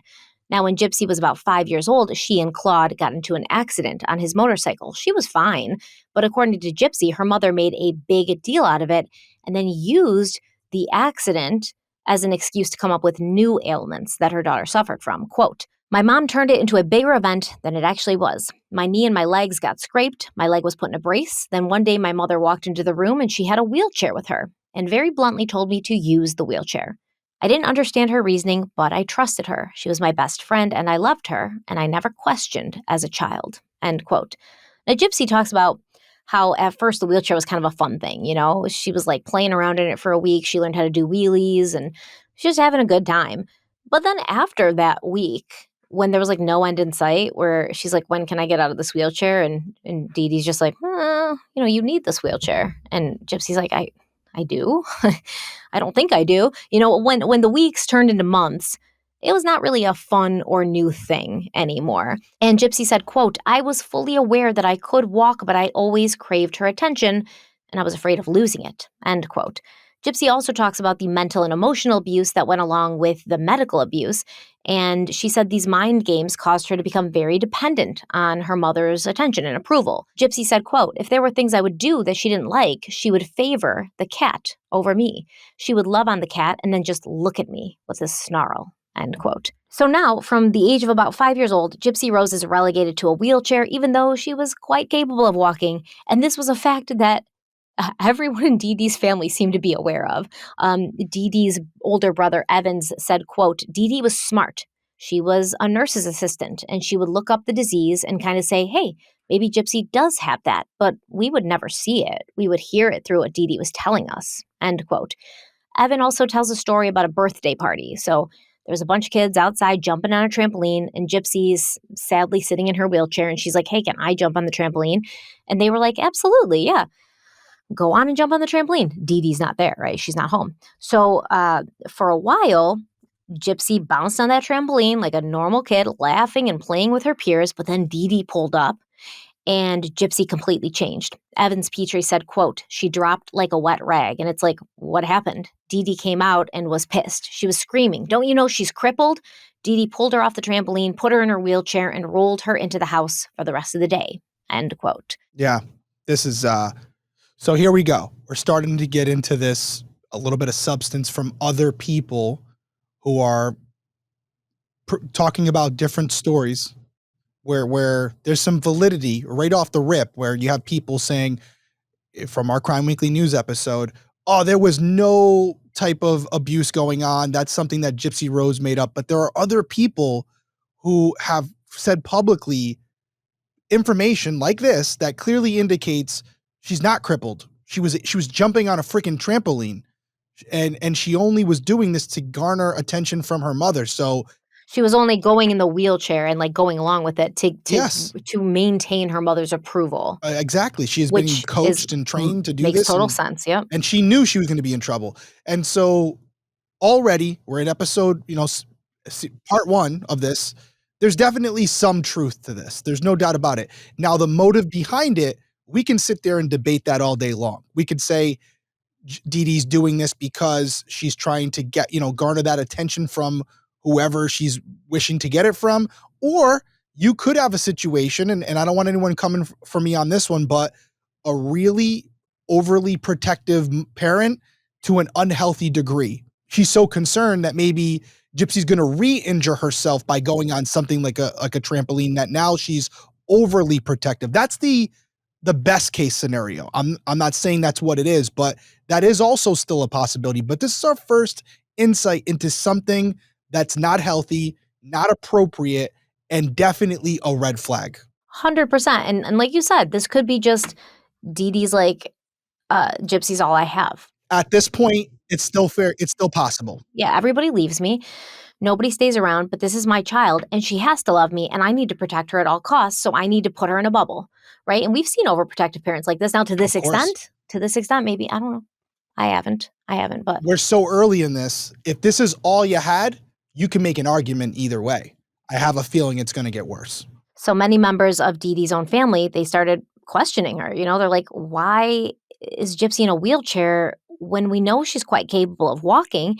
And this pressure caused Dee Dee to begin pulling away and hiding more things. And then when Dee Dee's mother, Emma, died on June 9th, 1997, at the age of 59, the pressure of everything got to Dee Dee, and apparently she took Gypsy and then took off. And at that time, when she kind of like ran away, there was an arrest warrant out for Dee Dee in Lafork Parish. And this was a warrant for writing bad checks. And her siblings found out that within a year of their mother dying, Dee Dee had maxed out 2 of Emma's credit cards. Evans Petrie said, quote, Dee Dee was devious and she knew how to get away with things, but if she done got caught, she usually had to run away, end quote. And that's exactly what Dee Dee did. And for a while, she and Gypsy bounced around a lot. They lived in different subsidized housing and shelters.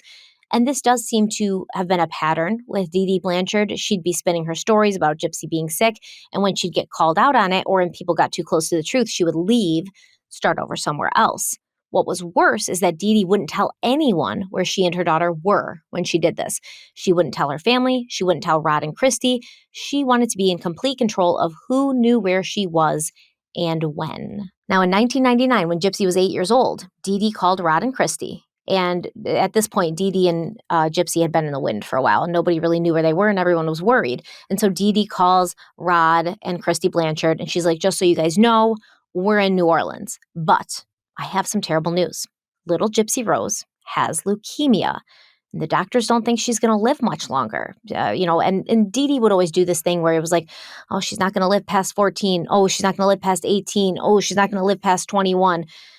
And this is another reason why I question Rod Blanchard a little bit, because this is what she's telling Gypsy's father, right?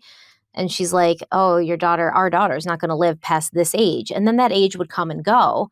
And then it would be different. Oh, well, now the doctors say she has this long. And it reminds me of those cults, those doomsday cults back in the day, when they would like gather all their followers on a hilltop and they're like, the second coming's happening. The end of the world is today. We got to stand on this hilltop and wait for Jesus. Yeah, the rapture's coming. Yeah, and then nothing would happen, right? And then the cult leader will be like, oh, well, my calculations must have been off. Let me go back to the drawing board. And then they'll come up with a new date. And then the same thing happens. But these freaking people keep going to the damn hilltop with them. Yep. Rod kept going to the damn hilltop with Dee Dee and never once saying, am I getting all the information? Can I see some documentation from doctors? Can I speak to a doctor? And utilizing the rights he had as that child's father to say, I would like to be in the doctor's office and hear somebody say this with my own ears. Because I'm starting to wonder about you, lady. Never did that seem to happen. And, he says he feels guilty about it and he could have done more and this and that. But Sounds like he was more focused on his new family. to keep this facade up, Dee Dee would consistently shave Gypsy's head and then tell people that Gypsy's hair had fallen out because of the cancer treatments, right? And everyone felt terrible for Gypsy, obviously, and they marveled at how Dee Dee was managing to continue, carrying this burden, continue keeping a positive attitude while caring for her very ill daughter all by herself. Even Rod Blanchard said, I always marveled at Dee Dee, and I would tell her, like, I don't know how you're doing all this by yourself. I couldn't. I have a lot of respect for you. You're a good mother. And of course, she most likely liked hearing that, especially from Rod. I'm sure she did. And I just want to say, we just crossed over the point of giving Dee Dee the benefit of the doubt, where the trampoline incident, I could make a justification for it, but shaving your daughter's head and then telling people that it was because of the cancer treatment that her hair was falling out, that is a form of child abuse in and of itself. So that's a problem. That's a major issue. And it's now crossed over from wanting to keep her safe, wanting to make sure she didn't hurt herself again, to deliberately deceiving people and abusing your child in the process of doing that. No doubt, by the way, So that we're already Dee Dee there. Blanchard definitely used her daughter for financial gain and for attention. And sympathy and all that good stuff. If these stories are true, if we're to take them at face value, and it seems like this would be a pretty easy story to corroborate through multiple witnesses, this is child abuse, no doubt. Absolutely. Absolutely. So Dee Dee and Gypsy, they're kind of moving all over the place, and they keep moving further and further away every single time. And obviously, Rod Blanchard, he's working out of town a lot, and the further and further away that Dee Dee and Gypsy get, the less he's seeing Dee Dee. And he said, quote, I'd go to their house and visit a couple hours and hang out, but when Gypsy and I would start building a little closeness, a little bond and everything, it'd be 3 or 4 months before we could get back together and rebuild upon that, end quote. So while in New Orleans, Dee Dee and Gypsy were actually in a really bad car accident. Dee Dee was badly injured. Apparently, her foot had almost been completely severed off. And Dee Dee had to go to the hospital, and while she recovered in the hospital, Gypsy went to live with her grandfather, Claude, who had remarried a year after his wife Emma passed away to a woman named Laura May. Ironically enough, Laura May also worked at the hospital with Dee Dee, Wow. with Christy Wow. Blanchard. So This is definitely a small community. We talked about the Yeah. bar earlier in this. This is like a place made of like one big street that everyone goes to. Small town USA. Yep. And like I said earlier, apparently Claude was never really loyal to his wife Emma throughout their marriage, and he kind of was, a ladies' man, and you get that from him a little bit. You can see how he can be quite charming in his interviews and things like that. And but he gets married a year after, and apparently Dee Dee was really mad about this. She did not like it, and we're going to talk about that in a second. But at this point, they're in New Orleans. Dee Dee says Gypsy has leukemia, and because of the leukemia, and apparently because, according to Dee Dee, she told the doctors that Gypsy was afraid of food and wasn't eating. Dee Dee suggested that Gypsy have an operation to have a feeding tube put in because she was losing weight. She wasn't at the right weight she needed to be. She wasn't eating, and Dee Dee felt that this was the best option. Now, of course, we do know, and any expert on Munchhausen-by-proxy or even child abuse will tell you that feeding tubes are like a go-to way for parents to control their children because it gives them complete control. Gives them complete control of when they eat, how often they eat, what they're eating, and not only that, but medications and uh, everything. You could technically starve your child 4 days at a time, Yeah. and or you could make sure that they're being rewarded for going along with what you want by feeding them. So the feeding tube is a hallmark of Munchausen-by-proxy, allegedly, according to the experts. But according to Claude Petrie, who is Dee Dee's father and Gypsy's grandfather, while Gypsy was living with him and Dee Dee was recovering in the hospital, Gypsy didn't need no feeding tube. He said she sat up at the dinner table with everyone else and ate what everyone else was eating. French fries, spaghetti, you have it, you name it. She was fine, and she played, and she was fine. She didn't seem like a sick little girl. But Gypsy also claims that this is when her grandfather, Claude, molested her when she was living with him in the year 2000 when she was 9 years old. She said, quote, "My grandpa would take me out of my wheelchair and bring me into a closet or the shack that was back behind their house where he would do woodworking, and he would perform sexual acts on me. He would make me touch him. He would touch me. At 9, I don't think I knew that it was wrong, but then my grandfather told me not to tell anyone. You don't want Pop Pop to go to jail, do you? I didn't want him to get in trouble, so I just stayed quiet." End quote. Now, in the docuseries, The Prison Confessions of Gypsy Rose, Claude Petrie's asked about this claim, and he denies it outright. He's like, absolutely not. He says, in fact, it was Gypsy who, at around the age of 4 or 5, started trying to touch him inappropriately, and he would have to tell her to stop. Um, this is a slippery slope. Yeah. I don't know. What do you say? I don't know. What do Well, you say? You have a situation where you have Gypsy who's being taught by her mother to lie, and you have a situation where you have a grown man who, is blaming a little girl, though, right? of course, he's going to say he didn't do it, but I will say this. He does open the door by acknowledging that there was some type of inappropriate touching regardless. He's saying, hey, there was some stuff going on, but it was Gypsy Rose, the 9-year-old. No, she was 4 or 5 when it started. When it started, she was 4 or 5. Okay, because you said her a couple minutes ago was around 9 in the wheelchair. So But she says that when she was living with him and Dee Dee's in the hospital in New Orleans and she was 9, that's when he started sexually abusing her. Now he says, no, I did not. And in fact, since she was the age of 4 or 5, okay, I'm with she you. would try to touch me inappropriately, and I'd have to tell her, no, don't do that. I would be interested to hear from other family members if he ever disclosed this situation to people, saying, The hey, other family members say no, that they don't believe that it happened. that they don't believe she was molested, or they don't believe that Gypsy Rose inappropriately touched him at 4 or 5. They don't believe she was molested. Okay. So my point being, I would wonder if there's other individuals who can confirm that at 4 or 5, Gypsy was touching him inappropriately and he had to correct her multiple times. Is there any validity to this? So it's a good question to ask, but at this point, who do you believe? There's really nothing to go off here where you can say one way or the other. If we had previous history from Claude that showed he had done things like this before. Well, apparently he did. Dee Dee Blanchard said according to Gypsy, Dee Dee told her that her father, Claude, Dee Dee's father, had used to take baths with her and molested her. Yeah, it's hard. You want to believe the victim, and at this point, I'm not just saying it even to say the right thing. I tend to believe there's probably some truth to this. And my only tipping point is because Claude is putting out information that, oh yeah, she did try to touch me inappropriately. So he's not outright denying it. He's saying that if anything was touched, it was Gypsy's fault. And that to me is that's what tips the scale for me slightly, is the fact that there's a slight admission of something going on, but I could be completely wrong. But is it not true that if a child has been from a young age sexually abused or mistreated in that way, or like they would do things like that? Well, who would have been sexually abusing her before Claude? Well, apparently, I don't know about before Claude, right? That's my point. Where did she learn that from if it wasn't from Claude? Well, apparently, according to Gypsy, things got a little weird with her mother later. Okay.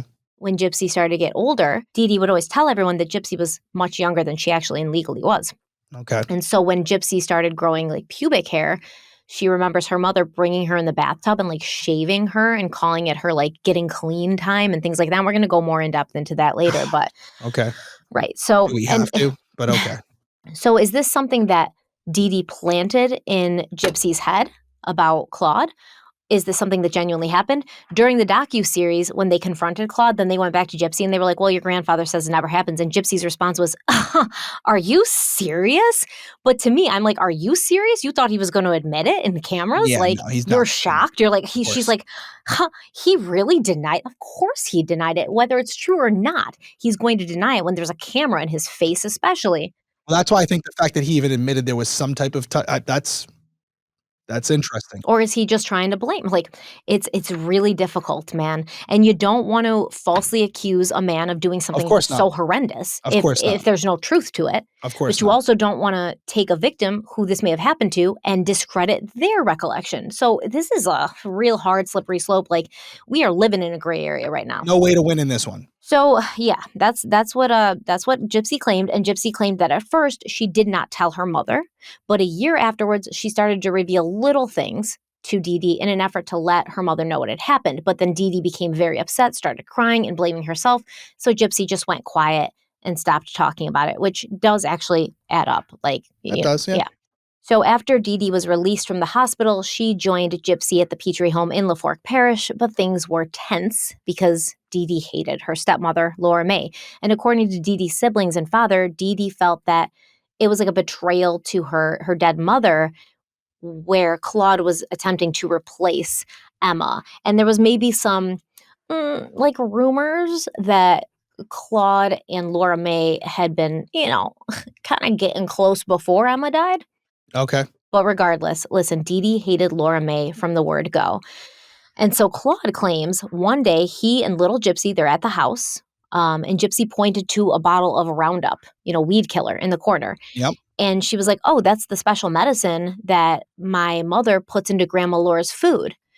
And at that time, Dee Dee was living with them and had been preparing everyone's meals, and everyone knew how much she hated Laura. So it wasn't like a super far leap. Even Gypsy has admitted this, that it would have been on brand for her mother. She was like, well, my mother did hate that woman, like with a burning passion. And she was used to kind of like getting people out of the way in her own way. So I wouldn't put it past her. And Claude would later say that not long after this, his second wife, Laura May, died a slow and painful death. And he believes still to this day that it was because of the poison she'd been fed by his daughter. But I want you to understand that there is no evidence or any proof that Dee Dee poisoned Laura May. There's also a bunch of allegations where they believe that Dee Dee, who was caring for her own mother, Emma, when she was sick and dying, had basically starved Emma and neglected her and furthered her death.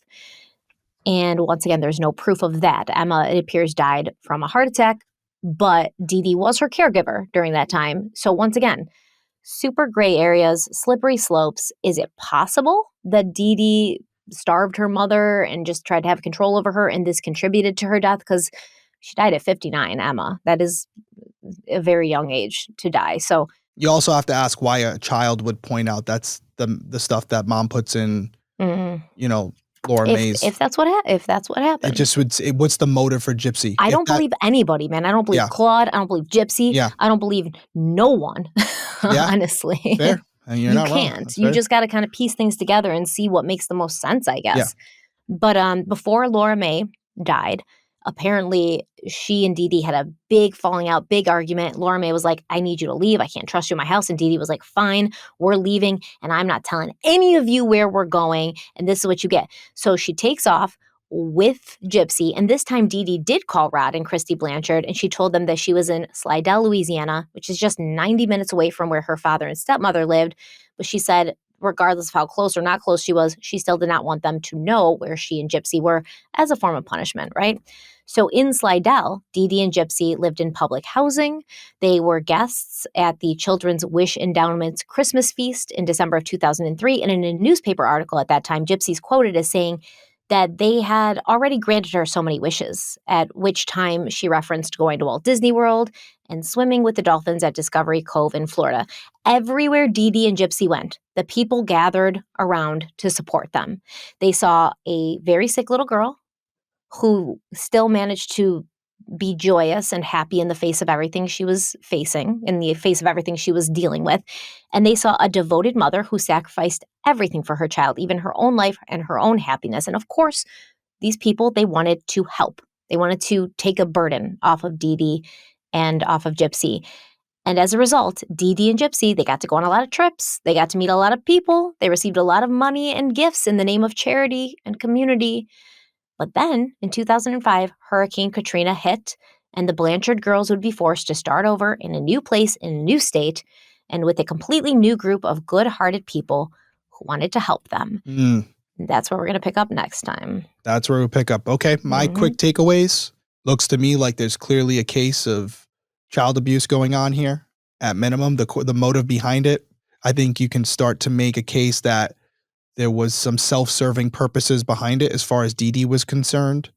And that maybe we're starting to look at a situation here where this is only going to get worse as far as the abuse that's going on in order to garner financial gain or just physical attention from outsiders. And I will also say this, not to excuse any of it, but it just seems like at the root of all this, just a really, excuse my language, fucked up situation for everyone involved. And when you think about Gypsy Rose and what we're talking about and how we ended up here, that's always the question I ask myself.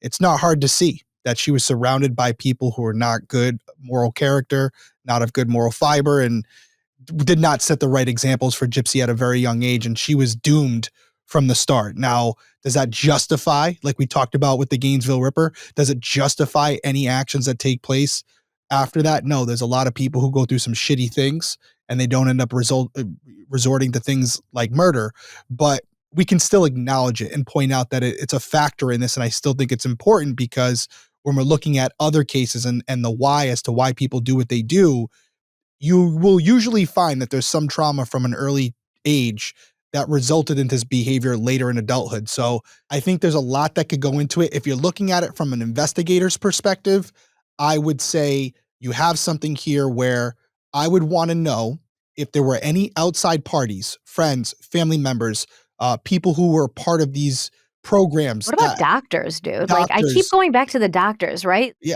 anybody who could confirm that her head was shaved. Her head was shaved. We see it in the pictures. Okay, and then when asked why her head was shaved, what did Dee Dee say to them? Well, that's the thing. Did any of these doctors ever see this little girl come in and be like, "Hey, why is Gypsy's head shaved?" What was the excuse that Dee Dee gave them? Because they That's would what have I would known. want to know. They would have known that Gypsy didn't have leukemia.